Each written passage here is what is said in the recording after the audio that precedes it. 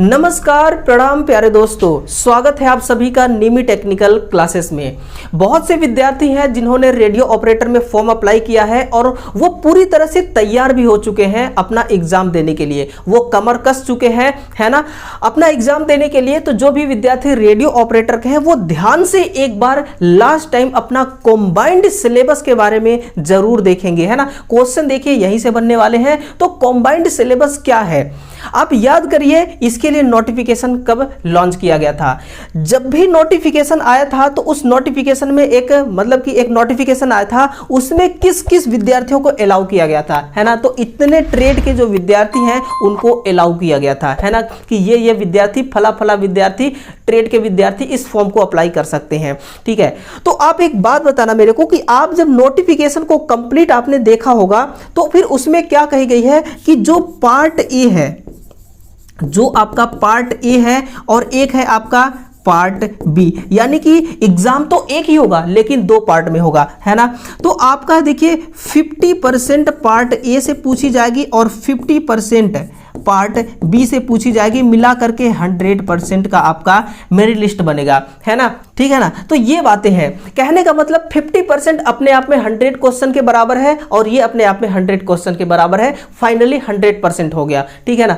तो इसमें से देखिए आपको पढ़ना क्या है ना, कैसे कैसे आपको पढ़ना है। अगर इतने सारे ट्रेड हैं, इतने सारे ब्रांच हैं, तो इन सभी ब्रांच वालों का एग्जाम एक ही साथ होगा। ऐसा तो है नहीं कि इंस्ट्रूमेंट मैकेनिक के लिए अलग एग्जाम होगा और अलग क्वेश्चंस आएंगे। आईटी ट्रेड वाला भी वही क्वेश्चन सॉल्व करेगा जो इंस्ट्रूमेंट मैकेनिक वाला सॉल्व करेगा, जो इलेक्ट्रॉनिक मैकेनिक वाला सॉल्व करेगा, जो रेडियो टीवी मैकेनिक वाला सॉल्व करेगा। यानी कि पेपर सबका रहने वाला है कंबाइन। तो यहां पर सिलेबस भी कंबाइंड रहने वाला है, सिलेबस भी कंबाइंड रहने वाला है। तो आपको देखना, आप जिस भी ट्रेड से है ना, उस ट्रेड से आपको केवल और केवल अपने सिलेबस को ओनली फॉर 10% कंप्लीट करना, केवल और केवल कितना परसेंट कंप्लीट करना है? केवल और केवल 10% कंप्लीट करना है ना। तो देखिए हर एक ब्रांच का मैं आपको बेसिक वो सिलेबस बताऊंगा, वो टॉपिक बताऊंगा जहां से आपको पढ़ना है और किस टॉपिक से कितना पढ़ना है वो भी आपको मालूम चलेगा, है ना। तो चलिए आगे बढ़ते हैं। सबसे पहले है हमारा आईटी लिटरेसी, है ना, इंफॉर्मेशन टेक्नोलॉजी। बेसिकली जो आपका रेडियो ऑपरेटर है ये कम्युनिकेशन से ही रिलेटेड है ना। आपको पब्लिक डीलिंग नहीं कराया जाएगा, है ना। कहां मार हुआ, कहां धाड़ हुआ, कहां पे लड़ाई हुई, कहां पे आपको एफआईआर लिखना है ना। पब्लिक डीलिंग का काम यही होता है। तो एमपी पुलिस कांस्टेबल जो है वो पब्लिक डीलिंग का काम करेंगे। आप MP police constable radio operator हैं, है ना, आप पब्लिक डीलिंग का काम नहीं करेंगे। आपका काम क्या होगा थोड़ा सा बता देता हूं। जैसे कि पुलिस वालों को आपने देखा होगा कि एक मोबाइल फोन जैसे रखे रहते हैं, जिसको हम पहले जब हमें मालूम नहीं हुआ करता था नाम, तो हम उसको वायरलेस मोबाइल कहते थे, है ना, वायरलेस मोबाइल। लेकिन वो एक्चुअल में वॉकी टॉकी है। तो वो जब खराब हो जाता है ना तो उसको आपको रिपेयर करना होता है। बेसिकली काम ये होता है ना। ये तो बाद की बातें हैं। आपको पढ़ना क्या है? आईटी ट्रेड में क्या पढ़ना है? आपको इस ट्रेड से केवल और केवल 10% सिलेबस को कवर करना है।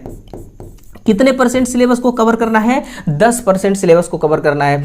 आईटी एप्लीकेशन को आप पढ़िए, सिर्फ और सिर्फ कितना पढ़िए? 1%। आईटी एप्लीकेशन, इसका भी एक चैप्टर होगा, इसका भी एक यूनिट होगी, उसमें से सिर्फ और सिर्फ 1% आप पढ़िए, है ना, आईटी एप्लीकेशन को, है ना। एप्लीकेशन का मतलब कि इसका यूज किस क्षेत्र में किया जाता है, जैसे कि नेटवर्किंग में की जाती है, तो थोड़ा बहुत नेटवर्किंग को कवर करिए। फिर कम्युनिकेशन सिस्टम को, इसको भी आपको ज्यादा नहीं, ओनली फॉर 1% पढ़ना है। कितना? आपको केवल और केवल 1% पढ़ना है। अदर सिस्टम, इसको भी आपको 1% पढ़ना है ना। फिर आपका जेनरिक सिस्टम, ये भी 1% पढ़ना है। फिर डिजिटल इलेक्ट्रॉनिक्स, देखो यार डिजिटल इलेक्ट्रॉनिक्स ना इलेक्ट्रीशियन में भी है, इलेक्ट्रॉनिक में भी है, हर जगह है ये। तो ये कॉमन सिलेबस है। अगर आप डिजिटल इलेक्ट्रॉनिक यहां पढ़ेंगे तो आपको इलेक्ट्रीशियन में, इलेक्ट्रॉनिक में वहां पढ़ने की कोई जरूरत नहीं है ना। तो डिजिटल इलेक्ट्रॉनिक सिर्फ बेसिक पढ़िए, 1% सिलेबस कवर करना है। आईटी सिस्टम में भी 1%, इंडस्ट्रियल सिस्टम में भी 1% वायरिंग वाली है। और जो बेसिक कम्युनिकेशन थ्योरी है इसको भी आपको केवल 1% ही पढ़ना है। पूरा मिला करके कितना हो गया? पूरा मिला करके देखिए कितना हो गया, है ना। पूरा मिला करके कितना हो गया? तो पूरा मिला करके हो गया आपका 10%। कितना? 10% आपका ये कवर करता है आईटी ट्रेड। सिर्फ और सिर्फ आपको 10% यहीं से सिलेबस को कवर करना है ना। बाकी बचा 90% वो कहां से सिलेबस आप कवर करेंगे। तो देखते चलिए, बस पूरा शेड्यूल तैयार करके लाया हूं, पूरा शेड्यूल ओरिएंट करके लाया हूं, एक एक करके बताने वाला हूं ना।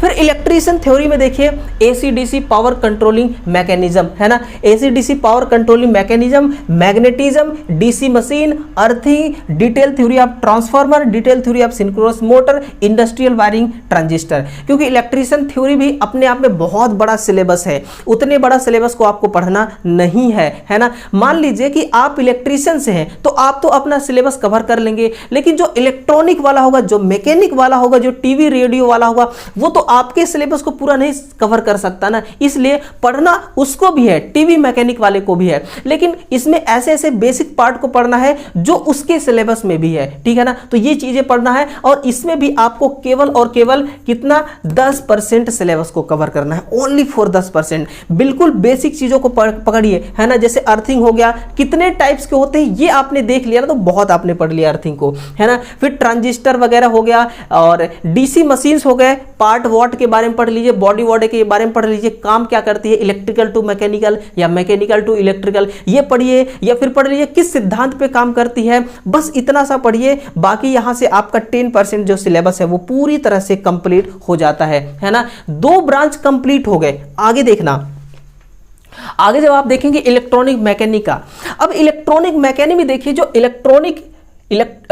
इलेक्ट्रोमैग्नेटिक वेव्स है, ये देखिए ये अलग है, ये केवल इलेक्ट्रॉनिक्स में ही आपको मिलेगी। वेव प्रोपोगेशन भी इलेक्ट्रॉनिक्स में ही मिलेगी, टाइप ऑफ एंटीना भी इलेक्ट्रॉनिक्स में ही मिलेगी। आपको पढ़ना पड़ेगा चाहे आप किसी भी ब्रांच से हैं।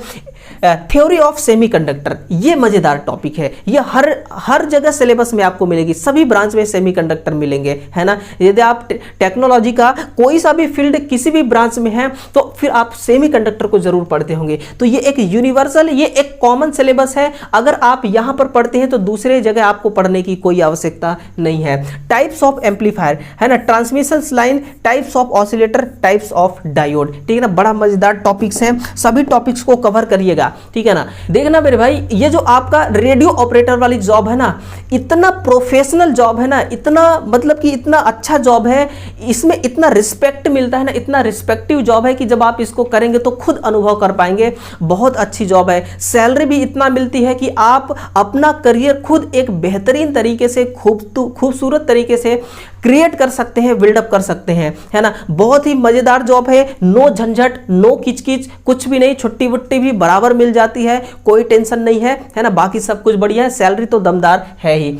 ये हो गया आपका इलेक्ट्रॉनिक मैकेनिक का, आपने टोटल देख लिया। इसके बाद आप देखिए टीवी एंड रेडियो मैकेनिक का। अब टीवी एंड रेडियो मैकेनिक और इलेक्ट्रॉनिक मैकेनिक को आप कंपेयर करिए यहां पर सिलेबस को, तो आप कंपेयर करिए, देखिए वही electromagnet, propagation, antenna, semiconductor, amplifier, transmission line और ऑसिलेटर और डायोड, ये सारी चीजें इसमें भी है ना। इसके अलावा भी अदर टॉपिक है, ऐसा नहीं टीवी मैकेनिक का टोटल सिलेबस वही है जो उसका है, इलेक्ट्रॉनिक मैकेनिक का अलग भी है, लेकिन आपको इसमें क्या पूछा जाएगा वो बेसिकली मैं आपको बता रहा हूं, सॉरी, है ना, वो मैं बता रहा हूं। तो ये टॉपिक यानी कि रेडियो टीवी मैकेनिक का जो है ना आपने पढ़ लिया, तो इलेक्ट्रॉनिक वाला आपको पढ़ने की कोई जरूरत नहीं है, ठीक है ना। ये चीज इंस्ट्रूमेंट मैकेनिक लास्ट है देखना, इसमें आपको गैल्वेनोमीटर के बारे में पढ़ना है, ठीक है ना। बिल्कुल बेसिक याद रखिएगा। इस परसेंटेज को आप मत भूलिएगा, सिर्फ 10%, क्योंकि आप ये जो हम सिलेबस पढ़ रहे हैं ना, ये सिलेबस किसका है, पार्ट बी का, है ना। पार्ट बी का सिलेबस पढ़ रहे हैं, जहां से ओनली फॉर 50%, जो कि 100 क्वेश्चन से मिलकर के बनेगा 50%, है ना। तो आपको 50% को याद रखना है और हर पार्ट से, हर ब्रांच से, है ना, 10% का सिलेबस बन रहा है, उसको ध्यान में रखना है। तो गैल्वेनोमीटर, सिंगल फेज मोटर, है ना, induction of action bridge and mensuration of LNC, कहने का मतलब है कैपेसिटर, रजिस्टर और इंडक्टर हो गया। फिर system of unit and basic measurement, system of unit and basic measurement, ये 2 बार हो गया ना। फिर डिस्प्ले डिवाइस हो गया, ट्रांजिस्टर हो गया, पीएन जंक्शन डायोड हो गई, application of magnet and electromagnet, ये चीजें आपको पढ़ना है, ठीक है ना। सिंपल सी बात है, आप किसी भी ब्रांच से हैं, आप अपने ब्रांच का पढ़िए, ठीक है ना, और थोड़ा थोड़ा आप देख लीजिए कि आपके ब्रांच में कौन सा पार्ट नहीं है, उसको आप कवर कर लीजिए। बस इतना सा आप कवर कर लीजिए, आपकी थ्योरी कवर हो जाएगी, ठीक है ना। बस थ्योरी ही पूछी जाएगी, इसके अलावा और कुछ नहीं पूछा जाएगा। अब देखना मेरे भाई, यहां पर दिक्कत ये आ रही है ना, दिक्कत ये आ रही है कि सर तैयारी पूरी है नहीं, कॉन्फिडेंस बन नहीं पा रहा है ना, हो रहा है लोचा, अब करें तो करें क्या। एग्जाम भी हमारा आई थिंक 28 से स्टार्ट ही है। आप कमेंट करके बताना आपका एग्जाम कब से है, ठीक है ना। तो देखना, बहुत से विद्यार्थियों का ये कहना है कि सर तैयारी है नहीं पूरी तरीके से, एग्जाम सामने पड़ी है और हम बेरोजगार बैठे हैं, चाहते भी है कि ये नौकरी ले ले, अब करें तो करें क्या, है ना, हमें मोटिवेशन दो। अरे यार मेरे भाई, एक बार ये बताओ मेरे को, किस चीज की मोटिवेशन आप मांग रहे हो, किस चीज की मोटिवेशन मांग रहे हो। आप खुद एक मोटिवेशन बन सकते हैं, अपने लिए खुद मोटिवेशन बन सकते हैं। जब भी आपको ऐसा लगे ना कि पढ़ने का मन नहीं कर रहा है या मैं डिमोटिवेट हो रहा हूं ना, तो बस एक काम करना शिद्दत से, अपने जेब को टटोलना, अपने जेब को झांकना, खुद के अंदर झांकना कि मेरी अभी हैसियत क्या है ना। खुद की जेब देखना, फिर पता चल जाएगा कि मेरी औकात क्या है, मुझे पढ़ना चाहिए या नहीं पढ़ना चाहिए।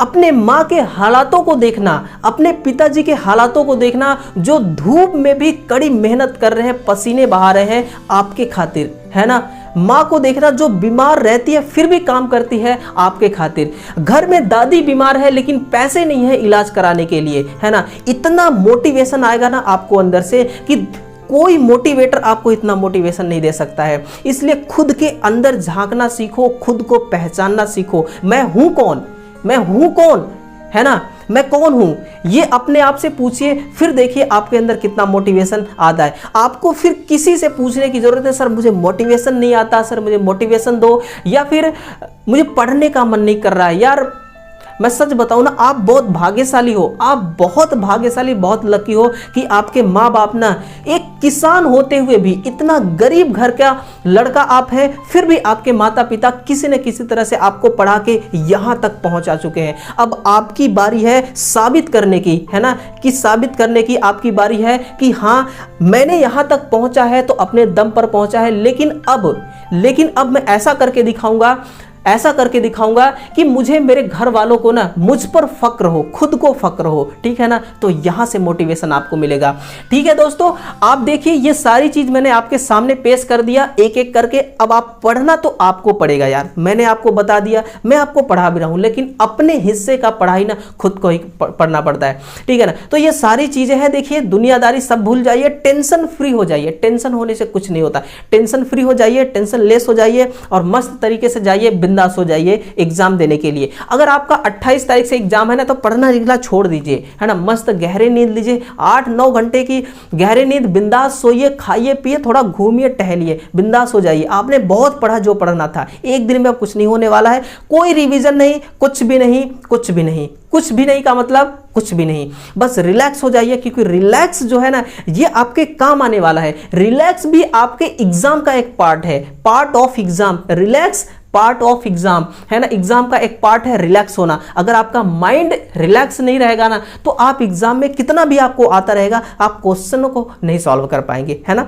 टाइम यूं ही बीत जाएगी, ठीक है। तो ये रहा टोटल दोस्तों ओरिएंटेशन जो था मेरा, टोटल था जो सिलेबस था, कंबाइंड सिलेबस था। वीडियो को लाइक कीजिएगा, शेयर कीजिएगा, चैनल पे पहली बार है तो सब्सक्राइब करके जाइएगा। भाई के लिए एक दिल का इमोजी भेजिए, है ना, कमेंट बॉक्स में। तो चलिए तुरंत दिल का इमोजी भेजिए और चैनल को सब्सक्राइब करिए, वीडियो को शेयर कीजिए, और जो हमारे 7:30 बजे वाली क्लास है उस क्लास में आना मत भूलिए। बिल्कुल धमाल मचा रहे हैं वहां पर स्टूडेंट, बहुत सारे कमेंट कर रहे हैं, बहुत मजा आ रहा है, मुझे भी बहुत खुशी मिल रही है। इसलिए आप सभी को हाथ जोड़कर मेरा प्रणाम है ना, मेरा धन्यवाद है, ठीक है, मेरा प्रणाम, मेरा धन्यवाद स्वीकार कीजिएगा और चैनल को सब्सक्राइब कर लीजिए। तो चलिए दोस्तों, मिलते हैं कल सुबह 7 बजे। तब तक के लिए राम राम, जय राम, थैंक यू, वेलकम और दिल से धन्यवाद।